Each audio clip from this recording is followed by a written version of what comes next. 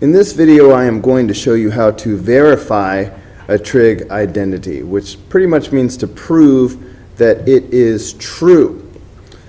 Now, as we do this, there's a certain base of information that I'm going to assume that you have memorized.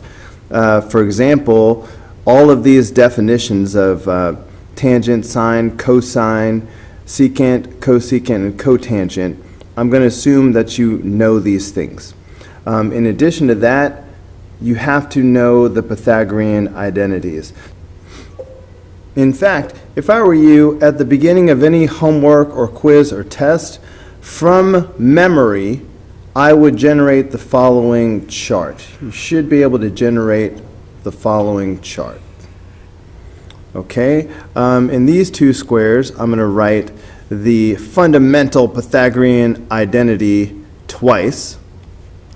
And of course, I'm talking about the famous sine squared theta plus cosine squared theta is equal to 1.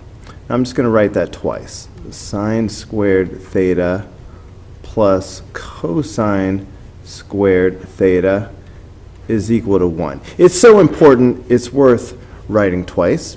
However, that's not why I wrote it twice. Let's go ahead and write down the other two versions of this. There's the version that involves tangent.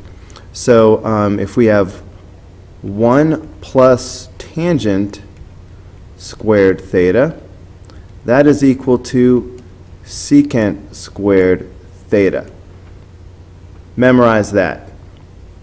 And then there's the cotangent version. 1 plus cotangent squared theta is equal to cosecant squared theta. So for once, these match up. Cotangent is in the same equation with cosecant. So those go together. Tangent goes with secant. All right, so we've got three equations that you just have straight memorized. Now, if I were to subtract cosine from both sides, so minus cosine, that's going to give me sine squared theta is equal to 1 minus cosine squared theta. All right, now this is the difference of two squares, so I could write this as sine squared theta is equal to 1 plus cosine theta times 1 minus cosine theta. All right, similarly, on this one, if I imagine that I am subtracting sine squared theta from both sides, so minus sine squared theta minus sine squared theta, that would leave me with cosine squared theta is equal to 1 minus sine squared theta. And now this is the difference of two squares. So this will now factor. I'm just going to bring this down. So this would be cosine squared theta is equal to, now I'm just going to factor this as 1 plus sine theta times 1 minus sine theta. All right, so we've got this as well. Now, in a similar way, I'm going to rewrite these two equations. I'm trying to get the difference of two squares happening, like 1 minus cosine squared theta, 1 minus sine squared theta. Over here, I'd like to have something like 1 minus secant squared theta, so I can do the difference of two squares again. The way we can make that happen is by basically reversing the positions of these two. Really what I'm going to do is I'm going to subtract secant from both sides. That'll move it over here. And I'm going to subtract tangent from both sides. Subtract secant squared and subtract tangent squared. And that will switch them. Now when they move, they're going to change signs. So I'm going to have 1 minus secant squared theta is equal to negative tangent squared theta. When I move them, they change signs because I'm subtracting. Now, over here, I now have the difference of two squares, just like I wanted, so I can now factor this down. So this will become 1 plus secant theta times 1 minus secant theta is equal to negative tangent squared theta, squeezing it in there. And I'm going to do the same thing over here. Again, I'm going to really swap these two, all right, change sides by subtracting them both. And as I do that, they are going to change signs. So I'm going to have 1 minus cosecant squared theta is equal to negative cotangent squared theta. And again, this side becomes the difference of two squares, so I'm going to factor this as 1 plus cosecant theta times 1 minus cosecant theta is equal to the negative cotangent squared theta. So from the three yellow Pythagorean identities that we memorized, we can derive the blues and the reds or pinks. Okay, so you should be able to generate this sort of chart of identities in a couple of minutes. Let's take a look at problem number 1. Our primary strategy will be to rewrite everything in terms of sine and cosine and see what happens. When you are verifying an identity, it's important to only work on one side of the equation. On this problem, that's obvious, because what are you going to do with the number 1? But on other problems, you might be tempted to do something to the cotangent and to the expression on the left. You cannot. You have to choose either the left side to work on or the right side, but you cannot work on both. So on the left-hand side, sine is already sine, so I'm going to leave that alone. Sine of t. On the other hand, cosecant is the reciprocal of the sine function. So this is the same thing as 1 over sine t. Okay, and now we see that sine t and sine t cancel each other out. And indeed, we do have 1 is equal to 1. So we have verified that identity by simplifying down to a true statement. Okay? For problem number 2, remember, we can only work on one side of the equation. So if I choose to work on the left side, I'm going to have to leave the cotangent alone. And that's what I'm going to do. So cosecant is the same thing as 1 over the sine function. Okay, so that's my cosecant right there. Now secant is 1 over the cosine function. And I'm trying to show that this is equal to cotangent, and I'm not going to change this side. Now, when I have a fraction divided by a fraction, we multiply by the reciprocal. So this would be the same thing as 1 over sine x times cosine x over 1. If I multiply these two together, then I get cosine x over sine x. And cosine x over sine x is the very definition of cotangent x. So we finally arrive. Cotangent x equals cotangent x, and there we have verified the identity. All right, take a look at problem number 3. Now, this one I'm going to slow down a little bit. In the previous problems, I simply replaced sine with cosine. This time, I'm noticing that I have secant squared z minus 1. Now let's look back at our chart. Can you find that anywhere on this chart? Well, not exactly, but it comes very close right here. We're looking for secant squared minus 1. Here we have 1 minus secant squared. But look back at this yellow equation. This is one of the ones that we have memorized. Imagine that I subtracted 1 from both sides. If I did that, I would then have tangent squared theta is equal to secant squared theta minus 1. All right, which is what we want. So secant squared theta minus 1 is equal to tangent squared theta. Okay, so that means this is the same thing as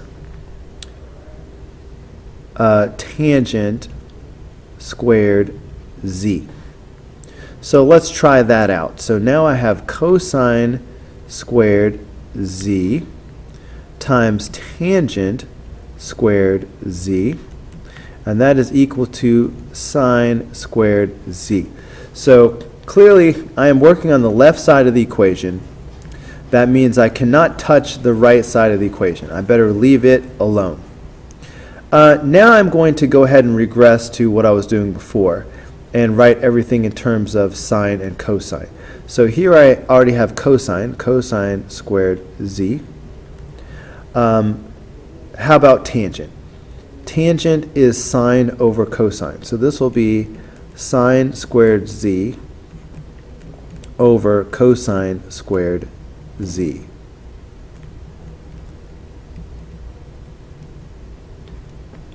Okay, so now I notice that I have cosine squared z in the denominator and cosine squared z in the numerator.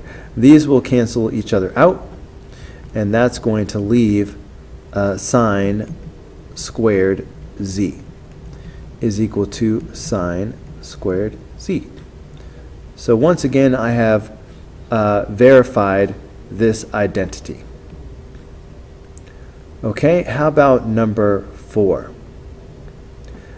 I'm going to try rewriting these in terms of sine and cosine. Only on the left side. I'm not going to touch the right side.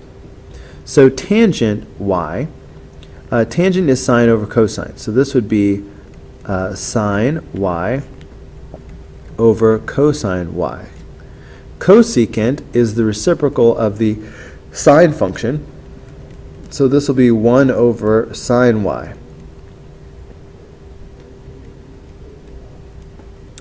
Okay, now I'm noticing that I have sine y in the numerator and the denominator, so they will cancel out. So now I have 1 over cosine y is equal to secant y. But 1 over cosine y is the definition of secant y. All right, this is the reciprocal of cosine, which is secant.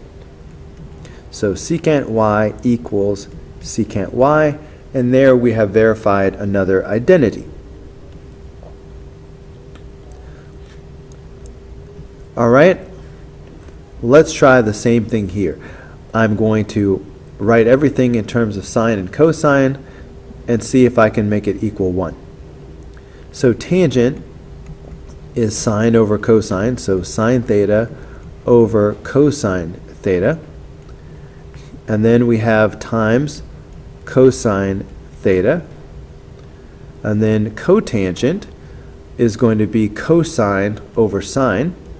So cosine theta over sine theta. And then secant theta is the reciprocal of cosine. So that's 1 over cosine theta. Now, what do we have? And you know, I might as well just put a 1 here. It doesn't really matter. So let's see. I have a sine in the numerator and a sine in the denominator. Those are going to cancel each other out. What else? I have a cosine in the numerator and a cosine in the denominator. Those are going to cancel each other out. I have another cosine in the numerator and another cosine in the denominator. everything cancels out. When you cancel something out, it is making 1.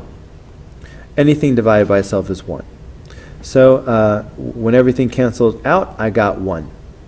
So that means we have 1 equals 1, and we have verified the identity. Now, I warned you about this. Problems like this are why we generated this chart in the first place. All right, look for your difference of two squares. All right, we have 1 plus sign, 1 minus sign. And here I see 1 plus sign times 1 minus sign. That's equal to cosine squared theta. So this is going to be cosine squared theta. Well, alpha. And you know what, while I'm at it, we're supposed to be sort of proving this, and sure, I sort of did the work here in the box, but I guess I actually need the work to be here on the paper. So if I were to multiply these two together, I would wind up with 1 minus sine squared alpha. And then 1 minus sine squared alpha, okay, is equal to cosine squared alpha.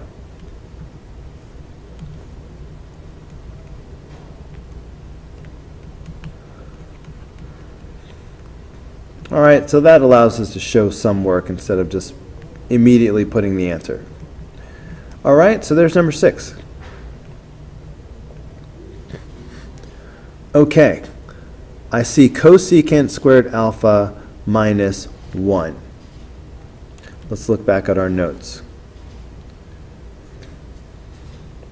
Okay, that's very close to what we have here, but I need it to be the other way around. So let's do that. Imagine that I subtracted 1 from both sides instead. Imagine that I subtracted 1 from both sides. That would give me cotangent squared theta is equal to cosecant squared theta minus 1. So cosecant squared minus 1 is equal to cotangent squared. So cosecant squared alpha minus 1 is going to equal cotangent squared alpha. So this is cotangent squared alpha over cotangent squared alpha. And of course, anything divided by itself is 1. So there we have verified the identity. All right, what about number 8? I'm really focusing on this denominator, cosecant squared x minus 1. Let's look at the notes. Okay, cosecant squared alpha x minus 1. That's the same thing we just had. All right, that's going to again equal cotangent squared.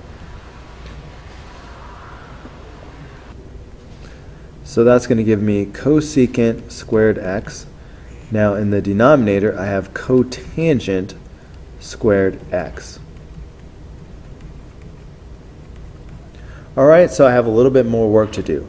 Let's go ahead and write each of these in terms of sine and cosine now. Cosecant is 1 over the sine function. So 1 over sine squared x. Cotangent is cosine over sine. So cosine squared x over sine squared x. And we're attempting to show that that equals secant squared x. Notice how I am not changing the right-hand side. You can only work on one side or the other. You can't switch back and forth. Anyway, when I have a fraction divided by a fraction, I multiply by the reciprocal. So this would be the same thing as 1 over sine squared x times, now I'm going to do the reciprocal now. So this will become sine squared x over cosine squared x. Now I'm noticing that I have sine squared x in the numerator and the denominator. This is going to leave me with 1 over cosine squared x is equal to secant squared x. Well, the reciprocal of cosine is secant. So this will be secant squared x is equal to secant squared x. And there we have verified another identity.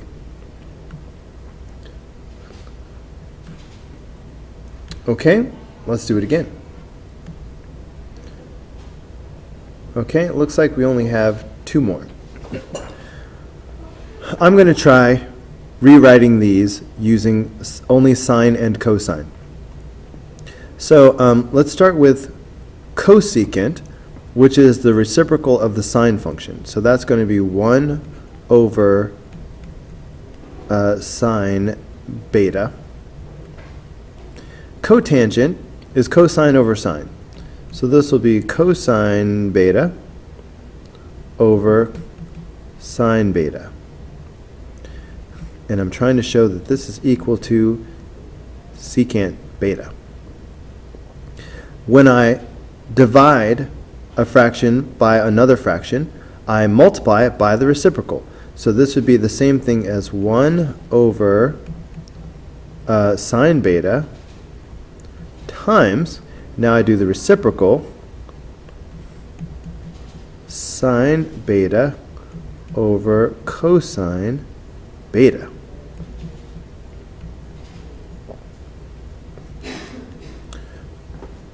Now I notice that I have sine beta in the numerator and the denominator. Those are going to cancel out. That's going to leave me with 1 over cosine beta is equal to secant beta. But the reciprocal of cosine is secant. So this will be the same thing as secant beta. So secant beta equals secant beta, and we have verified another identity. All right, one more. Now, as soon as I see cosine squared minus sine squared, as soon as I see that there's addition or subtraction, instead of simply replacing everything with sines and cosines, I'm going to look for these identities here. So let's see. I have cosine squared minus sine squared, and I have 1 minus 2 sine squared. This is very interesting. All right, I thought about it for a second off camera, and I decided that I have 2 different functions here. I have cosine and sine. I was thinking about maybe factoring or something like that, but that was going to be trouble as long as I had cosine and sine. So I wondered what would happen if I did a substitution and made it so that these are all one function. Since I have 2 sines and a cosine, the easiest thing to do as far as substitution would be to substitute this for an expression involving sine. So cosine squared x. What could I replace that with? Well, cosine squared theta is equal to 1 minus sine squared theta. All right, I got that from this by subtracting. All right, so I could replace cosine squared theta with 1 minus sine squared theta. So I could replace this with 1 minus sine squared x. Okay, and then I would have the rest of it, I'm just going to bring it down, minus sine squared x is equal to 1 minus 2 sine squared x. Remember that you can only modify one side of the equation. So I've chosen to modify the left side at this point. So that means I have to leave the right side alone. I can't touch this. But I notice that I have like terms right here. This is sort of like minus 1